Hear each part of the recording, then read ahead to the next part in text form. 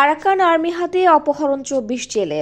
মিয়ানমারের সশস্ত্র বিদ্রোহী গোষ্ঠী আরাকান আর্মির হেফাজতে থাকা কক্সবাজারের টেকনাফের জেলেদের ফেরত দেয়নি। ফলে জেলেদের পরিবারের মাঝে থামছে না কান্না। এছাড়া গত এক সপ্তাহে রোহিঙ্গা সহ ২৪ জেলেকে জিম্মি করে ট্রলার সহ ধরে নিয়ে যাওয়ার ঘটনায় জেলেরা আতঙ্কের মধ্যে আছেন। সরেজমিনে একের পর এক জেলে অপহরণের ঘটনায় শাহপরীর দ্বীপের জেলেদের মাঝে ভীতি কাজ করছে। অনেকে অপহরণের নাফনদ সাগরে নামছেন না। দ্বীপের জেটিঘাট, মিস্ত্রিপাড়া ঘাট, দক্ষিণ পাড়াঘাট ও পশ্চিম পাড়াঘাটে সারি সারি অনেক নৌকা ও ট্রলার নোঙরে দেখা গেছে।